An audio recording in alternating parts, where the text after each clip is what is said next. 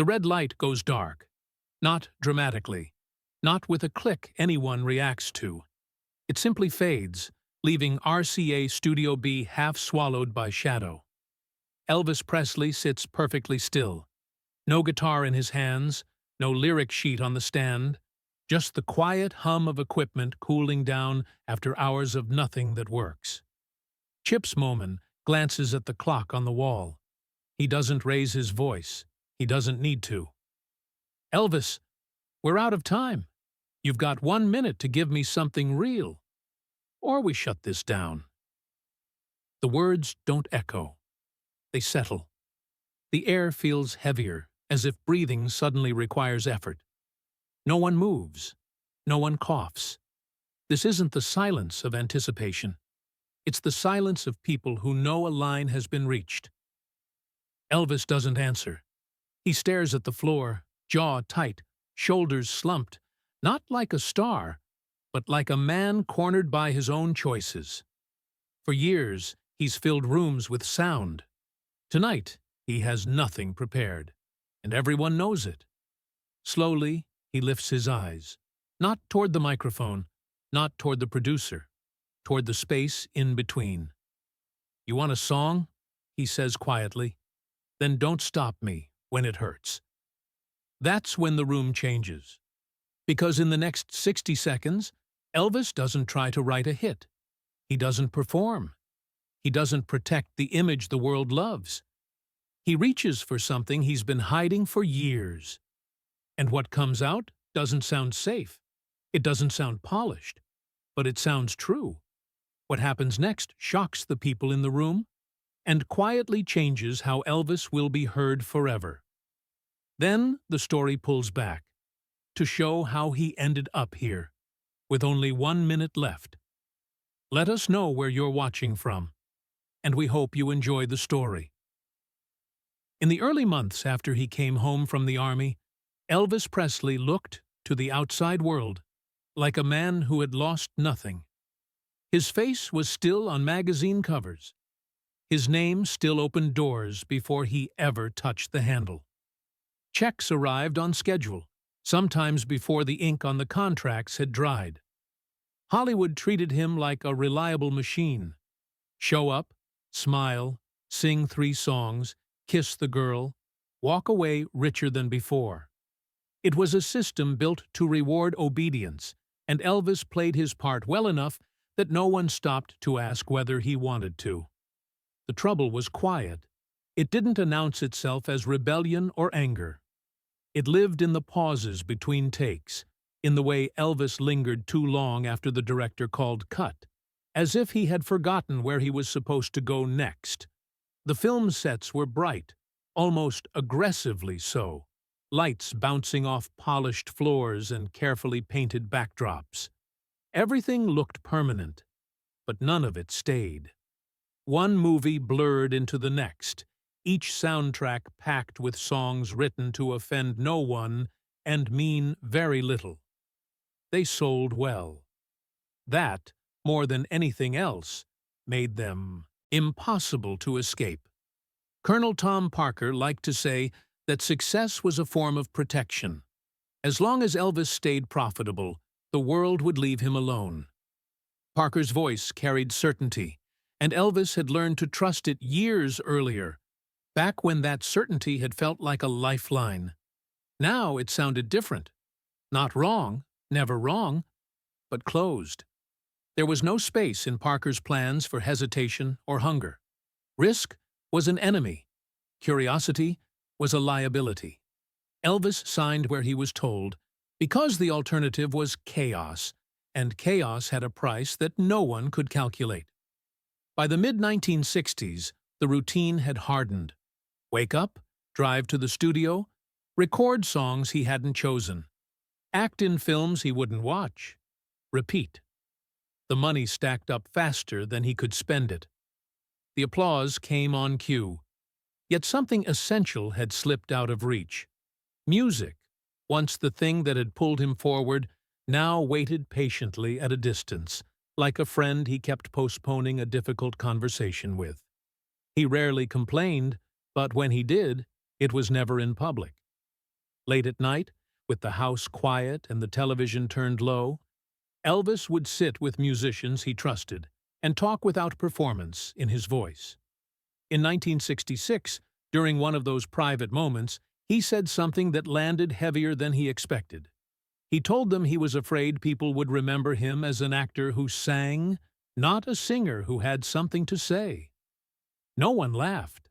No one rushed to reassure him. The silence that followed was honest, and that honesty frightened him more than criticism ever had.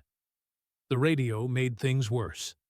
Elvis listened constantly, almost obsessively, tuning the dial while driving, while eating, while lying awake long after midnight. Bob Dylan's words came through the speakers like they were aimed directly at the present moment, messy and searching. The Beatles sounded restless, unwilling to stay in one place long enough to be comfortable. Their songs carried doubt, questions, and a sense that the world was changing, whether anyone was ready or not. Elvis didn't envy them. He recognized them. They were moving forward, and he felt himself standing still. There was no single breaking point, just accumulation. Each polished soundtrack number felt like a small betrayal, not of his audience, but of his younger self. The boy from Tupelo who had once believed that singing could be a form of truth. Elvis understood his own role in the situation. He had agreed to the contracts. He had accepted the safety. That knowledge kept him from playing the victim, but it also removed his excuses. If this was a trap, he had helped build it. The contrast between his public image and private unease grew sharper with every success. Reporters wrote about his fortune, his homes, his schedule. None of them noticed how carefully he avoided listening to his own records.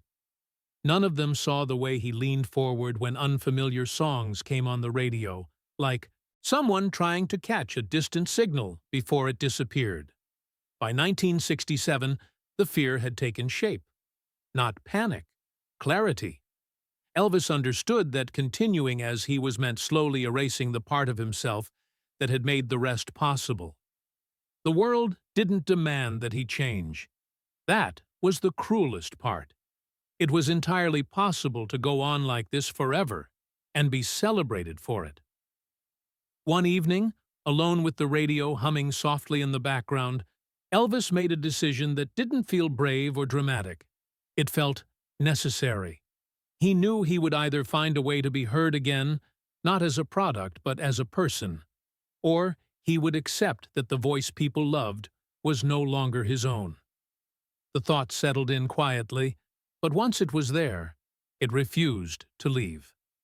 By the time rehearsals for the NBC special began, Elvis understood that this was not another appearance he could drift through on instinct. The studio smelled different from a film set, less cosmetic, more electric. Cables snaked across the floor. Cameras loomed without the polite distance of Hollywood lenses, and every person in the room seemed to carry an opinion about what this show should be. No one agreed on the same version. NBC wanted safety wrapped in nostalgia. Christmas songs tested well, executives said. Families would gather around their televisions and want comfort, not confrontation. Colonel Parker echoed the sentiment with practiced calm, reminding everyone that Elvis was a brand that thrived on familiarity. Risk, once again, was treated as an unnecessary provocation. Elvis listened, nodded, absorbed it all. Outwardly, he was cooperative. Inside, the pressure tightened. The leather suit came later. First came the arguments, quiet at first, then sharper. Elvis had no interest in pretending this was just another holiday program. He had spent too many years hiding behind scripted smiles. When someone suggested closing the show with a cheerful seasonal number, he didn't raise his voice. He simply said, "No." The room stalled. That word wasn't supposed to stop things. It did. What followed was not a tantrum, but a standoff built on exhaustion. Elvis made it clear that if he was going to stand in front of cameras again, He needed space to say something that mattered. He didn't outline a manifesto. He didn't frame it as rebellion. He talked about the country, about division, about the feeling that people were shouting past one another. The producers shifted uneasily. This was not the Elvis they had planned for. Somewhere in those tense conversations, "If I Can Dream" entered the picture, not as a compromise, but as a condition. Elvis refused to sing it as an encore tacked onto a festive ending. It had to stand on its own. Parker pushed back, warning him about alienating viewers. Elvis didn't argue the math. He argued the cost. He told them that if he sang another song he didn't believe in, the comeback would be meaningless. The silence that followed was thick with calculation. When the cameras finally rolled, the atmosphere was stripped bare. There was no room left for pretense. Elvis moved through the earlier segments with controlled energy, aware of every eye tracking him for signs of failure. He felt exposed, not because of nerves, but because there was no safety net left. This wasn't about proving relevance. It was about admitting vulnerability in a place designed to erase it. The final performance came without ceremony. One take. No second chances. As the music began, Elvis stood still, his posture grounded, his focus narrowed to the words in front of him. He didn't perform them so much as release them. Each line carried weight he had been storing for years. The song rose, not in spectacle, but in resolve. When it ended, the room didn't erupt. It held its breath. Elvis stepped away from the microphone and walked off set without acknowledging anyone. He didn't look for approval. He didn't wait for feedback. He disappeared into a quiet corner and stayed there, saying nothing, letting the adrenaline drain out of him in slow waves.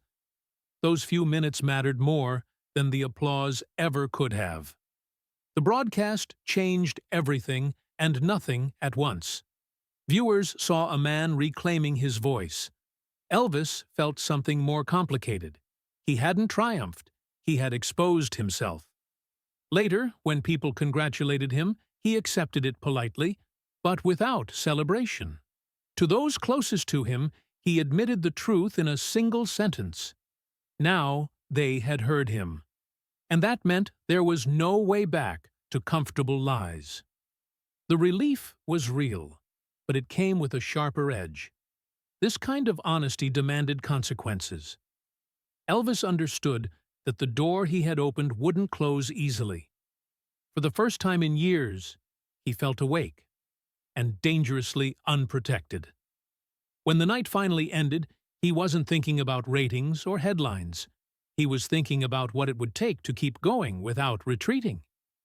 That question followed him out of the studio, into the dark, and onward toward a decision that would pull him away from familiar ground and into a place where control no longer belonged to anyone else.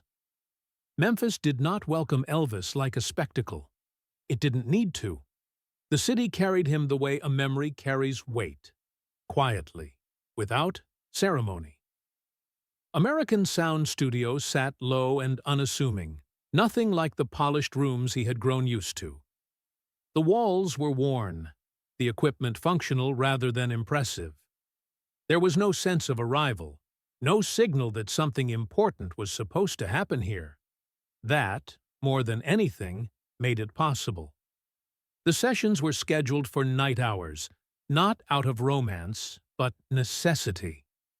Elvis moved differently after sunset. The edge softened. Conversation slowed.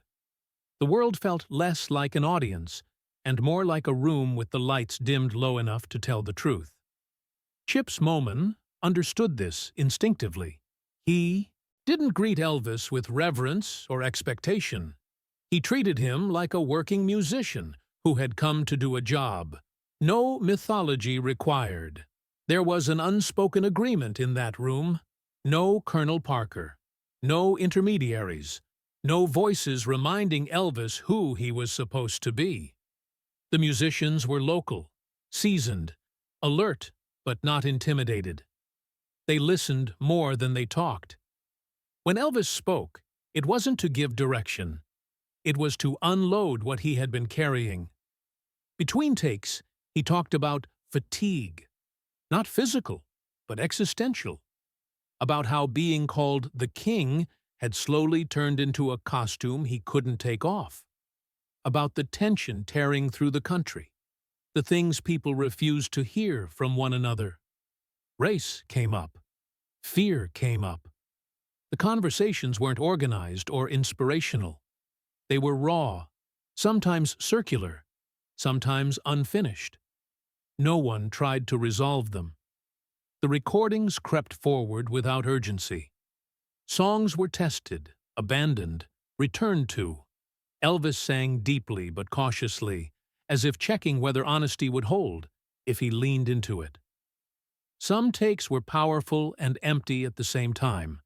Others felt close, and then slipped away. The clock kept moving. Tape kept rolling. Expectations hovered without speaking their name.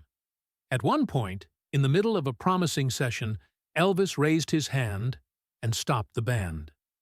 The sound dropped instantly. He didn't look angry. He looked confused. After a long pause, he said something that landed harder than any outburst. He didn't know how to sing what he felt. He only knew how to feel it. The words weren't dramatic. They were flat, almost apologetic. No one rushed to fix the problem. Moman watched carefully. He wasn't interested in comfort.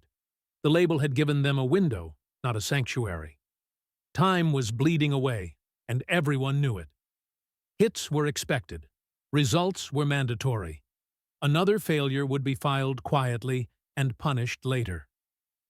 Near the end of one long night, Moman laid it out without cruelty.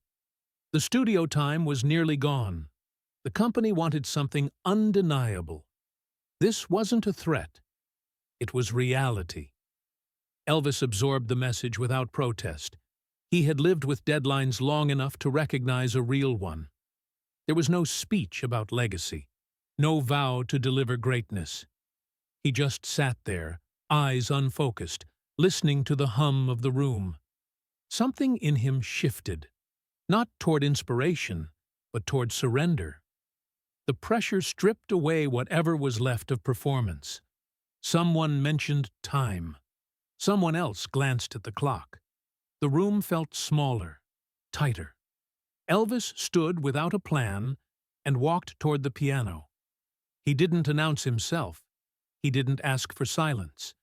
He placed his hands on the keys, the way a person does when returning to a place they once knew by heart. What came next wasn't a song yet. It was a foundation, simple, almost sacred, a progression rooted in church halls and childhood memory. Nothing flashy, nothing clever, the kind of harmony that didn't impress but endured. Elvis played it softly, testing the air, letting the sound exist before deciding what to do with it. The clock continued its quiet movement. Seconds passed without anyone speaking. No one stopped him. No one guided him. The moment wasn't shaped by ambition but by necessity. Whatever was going to happen would happen now, or not at all. As the notes lingered in the room, it became clear that rules had lost their authority. This wasn't about recapturing relevance or proving a point. It was about reaching something honest before time ran out. And with each passing second, Elvis edged closer to a line he hadn't crossed before, one where saying more than was allowed became the only option left. The clock on the wall didn't look threatening. It was small, ordinary, its ticking almost polite. That made it worse. Each second passed without drama, without mercy, marking time that no one could argue with. American Sound Studio had gone quiet in a way that felt unnatural. Not the productive hush of concentration, but the tense stillness that comes when people are afraid to interrupt something they don't yet understand. Elvis stood in the middle of the room with nothing in his hands. No guitar, no lyric sheet folded in his pocket. The piano bench behind him creaked faintly as it settled back into place, like it was waiting to be used again. The musicians shifted in their seats, careful not to make eye contact.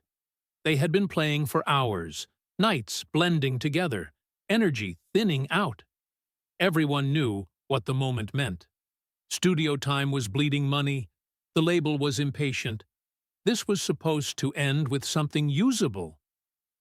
Chips Moman didn't say a word. He leaned against the console, arms crossed, eyes fixed on Elvis. It wasn't encouragement. It wasn't pressure. It was permission, or perhaps refusal to intervene. The tape was rolling. The faint hiss of it was audible if you listened closely, a reminder that everything happening now would exist, whether it succeeded or failed. Instead of moving toward the microphone, Elvis spoke. Not loudly, not formally. His voice didn't project. It drifted. He wasn't addressing the room so much as occupying it with words that had nowhere else to go. He talked about exhaustion, but not the kind sleep fixes. He talked about being turned into something recognizable and repeatable, about standing in front of people who knew his face, but not his doubts. He said it felt like singing through glass, heard clearly, felt never. One of the engineers stiffened, hand hovering near a switch. This wasn't part of the session. This wasn't music. It sounded like the beginning of a breakdown. A musician cleared his throat, as if preparing to suggest a pause, a reset, something safer. Moman lifted his hand slightly. Don't stop. Let it run. Elvis exhaled and turned away from the center of the room. He didn't look at anyone as he walked back to the piano. The movement wasn't dramatic. It was heavy, deliberate, like gravity had increased without warning. He sat down slowly, adjusted his position, and rested his hands on the keys without pressing them. For a moment, nothing happened at all. When he finally played, it was barely above silence, a simple chord. Then another. The progression wasn't clever or new. It carried the weight of familiarity. Sunday mornings, wooden pews, voices rising together without instruction. It was the sound of something learned before success complicated it. Elvis didn't embellish it. He let it repeat, steady and unadorned. The room responded instinctively. A bassist leaned forward, fingers hovering, then gently joined in. A drummer followed with brushes instead of sticks, shaping rhythm rather than asserting it. No one asked what key they were in. No one discussed structure. They were listening, not leading. Elvis's voice came in uncertainly at first, more spoken than sung. Words formed and dissolved. Some lines didn't quite land. He didn't correct them. He moved through them, allowing imperfections to remain. The microphone caught everything: the rough edges, the breaths taken too late, the slight tremor when his voice dropped instead of soaring. At one point, he stopped playing altogether. The band hesitated, then fell silent with him. For a few seconds, there was nothing but the ticking clock and the soft whir of the tape machine. It felt dangerous, that silence, like a misstep that couldn't be edited out. Then Elvis pressed the keys again, softer this time, and continued. Not as a performer reaching for an audience, but as a man admitting something out loud for the first time. There was no attempt to build toward a climax, no signal for a powerful finish. When the moment came where a big vocal line should have been, he pulled back instead, lowering his voice until it was almost a whisper. No one moved when the last note faded. No one looked at Moman for approval. The clock kept ticking. The tape kept turning. It was impossible to tell whether what had just happened was brilliant or catastrophic. All anyone in the room knew was that stopping it would have felt like an intrusion. Somewhere between those fading sounds and the silence that followed, a realization settled in, quiet but undeniable. This wasn't a song being assembled for release. It was a moment being captured because it would never come again. No one counted the take. No one asked whether they should start over. The red recording light stayed on, small and unforgiving, as if daring someone to interfere. What had begun as a fragile experiment was now moving forward on its own momentum, and the room adjusted around it instinctively, the way people do when they realize something irreversible is happening. The musicians didn't look at charts or each other. They watched Elvis's shoulders, the angle of his head, the slight pauses before his hands returned to the keys. Every decision was reactive, cautious. The bass slid in where it felt needed and retreated when it didn't. The drums breathed rather than drove. Nothing announced itself. Everything waited for permission. Elvis didn't lift his eyes. His focus had narrowed to a space just in front of him, somewhere between the piano and the floor. Words surfaced unevenly. Some lines arrived fully formed, others stumbled out half-spoken, shaped more by rhythm than melody. He didn't stop to fix them. He let them stand as they were, rough and exposed, trusting that honesty didn't require polish. The song refused structure. Verses stretched longer than expected. The refrain appeared and then changed its shape, as if resisting repetition. Elvis adjusted without comment, leaning into the uncertainty rather than fighting it. Years of discipline kept him steady, but this wasn't control. It was surrender, guided by instinct he hadn't used in a long time. At the point where the arrangement should have opened up, where any producer would expect him to push, to fill the room with power, Elvis did the opposite. His voice dropped. Not dramatically, not as a trick, but as a necessity. The words came out softer, almost private, forcing everyone listening to lean in rather than sit back. The room followed him downward, instruments thinning out, giving space instead of claiming it. Chip's Moman didn't move from the console. His hands stayed still.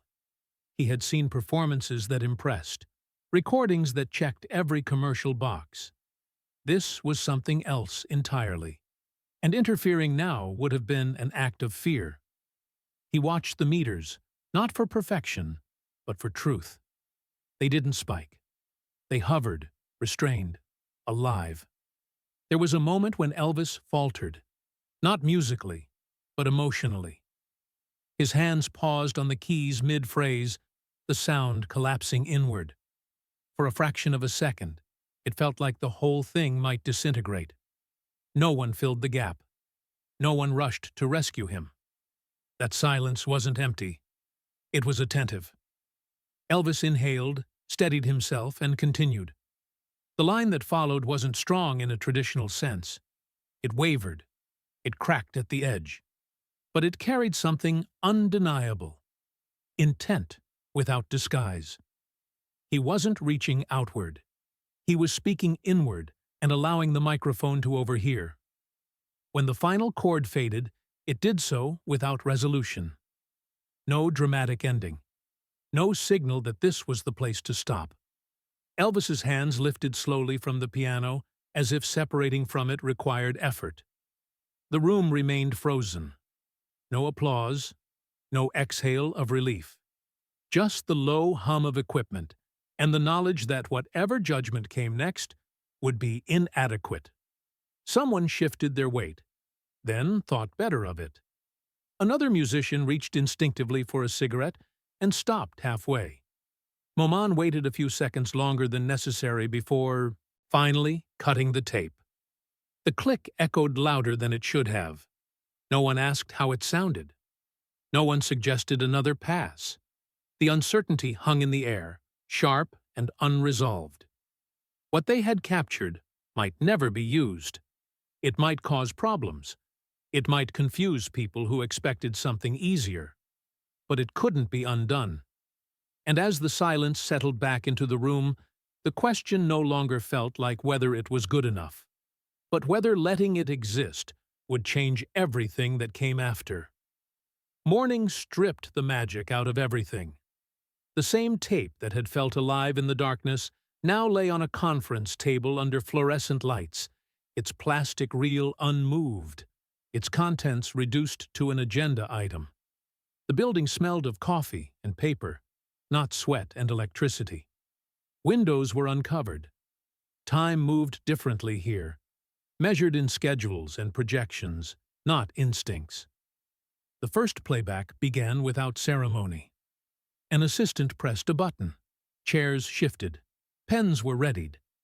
Elvis sat slightly apart from the others, posture calm, face unreadable. He didn't close his eyes. He didn't lean in. He listened the way someone listens when they already know what's coming, but still want to be sure. The song sounded smaller in daylight, not weaker, more exposed. Every breath was audible. Every hesitation remained. There was no place for the listener to hide inside it. And that unsettled the room. One executive frowned and made a note halfway through the first verse. Another glanced at the clock before the chorus arrived. When Elvis's voice dropped instead of rising, someone shifted uncomfortably, as if a rule had been broken. The tape stopped. Silence followed, but it wasn't reverent. It was evaluative. "This isn't a single," someone finally said, not unkindly. "There's no hook people can grab onto," another voice added. "It's very personal. Too personal. Fans expect energy. Confidence." A third chimed in with the language of caution. Radio programmers wouldn't know where to place it. Audiences didn't want to hear uncertainty from a man who represented escape. No one questioned the performance. They questioned its usefulness. Elvis didn't interrupt. He didn't defend the song point by point. He had spent years learning how these conversations worked, how arguments turned into compromises and compromises into erosion. When he spoke, it was without heat. He said that if this track didn't matter, then none of the rest mattered either. Not as leverage, as fact. The words landed harder than shouting ever could have. He wasn't negotiating for a better slot or a revised mix. He was drawing a boundary. Release it, or accept that the project itself was hollow. The room recalibrated. This wasn't defiance from a young artist with nothing to lose. This was resolve from someone who had already lost plenty and was done pretending otherwise. Colonel Parker watched carefully. For the first time in years, his usual strategies, delay, distraction, reassurance, had no clear entry point. Elvis wasn't emotional. He wasn't erratic. He was still. That stillness made him difficult to redirect. Control depends on momentum, and Elvis had stopped providing it. There was a pause while calculations ran silently behind practiced expressions. Risks were weighed against reputations. The song wasn't hostile. It wasn't political in a way that could be dismissed. It was simply honest. And honesty made people nervous because it couldn't be shaped once it was released. Eventually, someone nodded. Not in agreement, acceptance. The decision was framed as an experiment, a calculated deviation. Paperwork would follow. Schedules would adjust. The machine found a way to accommodate the anomaly without admitting fear of it. Elvis stood, thanked no one in particular, and left the room without looking back. He didn't feel victorious. What he felt was exposed. The night before had been fragile, but protected. This was something else. This was truth handed over to people who might mishandle it. Outside, the day continued as if nothing unusual had happened. Cars moved. Radios played. Elvis paused briefly before getting into his own, aware that whatever happened next was out of his hands. The song was going into the world, not as a product designed to reassure, but as a statement that refused to soften itself. And somewhere beyond the office walls, listeners would respond. Not loudly, not uniformly, but in ways that could no longer be predicted or controlled. The song didn't arrive with fanfare. It slipped into rotation between familiar voices and predictable rhythms, announced by DJs who weren't quite sure how to frame it. Some introduced it cautiously, emphasizing the name more than the content, as if Elvis himself were still the guarantee. Others said nothing at all, letting the needle drop and trusting listeners to make sense of what followed. Reactions came unevenly. Phones at radio stations rang, then went quiet, then rang again. A few callers complained that it sounded tired, that something was wrong with his voice, that this wasn't the man they remembered. They wanted the surge, the confidence, the escape. They wanted certainty. Program directors listened, nodded, and adjusted play counts without making a spectacle of it. But the other responses moved differently. They didn't arrive through rating sheets or press clippings. They came in envelopes, plain, handwritten, often misspelled, letters from people who didn't know how to talk to celebrities and weren't trying to. They wrote about long nights, about returning home to houses that felt unfamiliar, about feeling invisible while standing in plain sight. They didn't praise the song. They recognized it. Elvis read them alone. He didn't stack them neatly or categorize them. He opened one, then another, sometimes, stopping halfway through to stare at the wall as if recalibrating his breath. One letter came from a man recently back from Vietnam. The handwriting was tight, controlled, almost careful. The man wrote that he didn't need another hero's anthem. He needed proof that someone could admit fear without collapsing under it. The song, he said, sounded like someone still standing. Elvis folded that letter slowly and kept it separate from the rest. He didn't talk about it. He didn't need to. Something had shifted, and it wasn't celebratory. It was heavier than success. It was responsibility. On the road, the response was just as divided. Applause still came, but it didn't always land where it used to. Some audiences leaned forward during the quieter moments, attentive in a way that felt intimate. Others waited patiently for the familiar peaks, clapping louder when the old energy returned. Elvis noticed everything. He always had. Now, there was nowhere to hide from it. The realization settled in gradually. He had changed the terms of the relationship. People weren't just watching him anymore. They were listening for something human. That kind of attention demanded more than performance. It demanded consistency, honesty, endurance. It demanded that he show up even on nights when the truth felt fragile. Elvis didn't regret the choice, but he felt its weight. The image he had lived inside for years had been a shield as much as a prison. Without it, every silence felt louder, every misstep more exposed. He couldn't retreat into the safety of expectation without betraying what he had already given. There were moments backstage when the noise outside felt distant, almost irrelevant. He would sit alone, breathing slowly, grounding himself before walking back into the light. The song had opened something he couldn't close again. That knowledge followed him from city to city, a quiet companion that never offered reassurance. What surprised him most wasn't the criticism or the praise. It was the recognition. People weren't responding to what they wanted him to be. They were responding to what he had finally allowed himself to sound like. That kind of connection didn't roar. It lingered. And as the tour moved forward, Elvis understood that the door the song had opened led somewhere irreversible. Whatever came next, on stage or off, would have to be faced without the protection he once relied on. The world had heard something it hadn't expected. Neither had he. The lights in Las Vegas were brighter than anything Memphis had ever thrown at him. They didn't flicker or hesitate. They demanded attention, demanded certainty.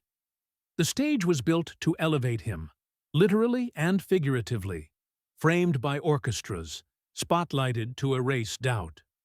This was where legends were supposed to arrive fully formed, armored by confidence, insulated from hesitation. Elvis stepped into that space, knowing the rules, and knowing he could no longer follow them the same way. The audience wanted the king. They came dressed for spectacle, for the familiar surge of energy that lifted them out of themselves. They wanted the voice that filled the room and left no questions behind. And at first, he gave them pieces of that expectation, enough to keep the structure intact. The band was tight. The arrangements were polished. The opening numbers hit their marks. But beneath the precision, something had changed. Elvis sang differently now. He didn't push through songs. He entered them. He lingered where he once rushed. He allowed spaces that made the orchestra uneasy, moments where the beat held back instead of charging forward. Some nights, the crowd followed him into those spaces without resistance. Other nights, they shifted in their seats, unsure whether to clap or wait. He felt it physically. The fatigue wasn't theatrical. It lived in his shoulders, in the way he paced himself between verses. He wasn't collapsing. He was measuring how much of himself he could give without dissolving. There was no romance in it, just awareness. During one performance, halfway through a familiar song, Elvis reached a line he had sung hundreds of times. The orchestra carried on smoothly, muscle memory doing its job. But he didn't sing the words. Not because he forgot them, because when the moment arrived, his voice refused to move forward. He stood there, microphone lowered slightly, eyes scanning the audience without focus. Seconds passed. The band kept playing, uncertain but professional. The silence where his voice should have been pressed against the room harder than any note. It wasn't dramatic. It was exposed. Then he nodded almost imperceptibly, stepped back into the song, and finished it without comment. The applause came late, scattered at first, then stronger, trying to repair the break that had just occurred. Elvis accepted it with a small gesture and moved on, but something had shifted irreversibly. Backstage, there was no outburst, no explanation. He sat down heavily, hands resting on his knees, breathing slowly. When someone tried to lighten the moment with a joke, he didn't respond. After a while, he spoke. Not to the room, but to the space in front of him. He said he had given them the truth, and didn't know if it could be taken back. No one argued. There was nothing to argue with. The performances continued. Some nights were strong, others uneven. Elvis didn't correct the imbalance. He allowed it to exist. The audience sensed it, even if they couldn't name it. They weren't just watching a show anymore. They were witnessing a man negotiating with himself in real time. The protection that spectacle once offered was gone. Costumes still glittered. The band still followed cues. But there was no shield between Elvis and the moment he was in. Each song demanded a decision. How much honesty could survive being amplified this loudly? He didn't romanticize the struggle. He didn't frame it as sacrifice. It was simply the cost of standing on stage without retreating into habit. The applause, when it came, felt different now. Not like validation, but like acknowledgement. As the lights dimmed at the end of another long night, Elvis walked off stage knowing he had crossed a point of no return. He had reclaimed his voice, yes, but the stage no longer protected him from it. Years later, when people tried to trace the moment everything changed, They pointed to different milestones. Some named the comeback broadcast, others chose the Memphis sessions or the first nights in Las Vegas, when the pauses grew longer and the certainty thinner. Chip's Moman never argued with them. He simply listened, then said that none of those explanations quite reached the truth. What stayed with him wasn't the success that followed, or the numbers that eventually justified the risk. It was the memory of that night in American Sound Studio, when a man who had every reason to protect himself chose not to. Moman had worked with gifted performers, with stars who knew exactly how to command a room. He had rarely seen someone let go of that command on purpose. Elvis never spoke about that night as a triumph. In private, when it surfaced at all, he referred to it obliquely, as if naming it too directly might flatten what it had meant. He understood something important had been preserved there, but he also knew it hadn't solved anything. The honesty he had reached didn't reorder his life or silence the forces pressing in from all sides. It simply existed, briefly and undeniably. Time moved on in its uneven way. Tours ended. New routines formed. Expectations returned, reshaped, but no less demanding. Elvis continued to sing with depth, with restraint, sometimes with visible strain. The world read meaning into every choice, every pause, every missed line. He rarely corrected them. Explanation would have required certainty, and certainty was no longer something he trusted. What remained was memory. Not the kind that freezes a moment into legend, but the kind that lives quietly beneath everything else. For Elvis, that memory wasn't applause or recognition. It was the sensation of sitting at a piano with nothing prepared and nowhere to hide, of realizing that being heard didn't require being large, only being present. That realization didn't protect him from exhaustion. It didn't shield him from contradiction. If anything, it removed excuses he might once have leaned on. He had proven to himself that truth was possible. Carrying that knowledge forward was heavier than never having known it at all.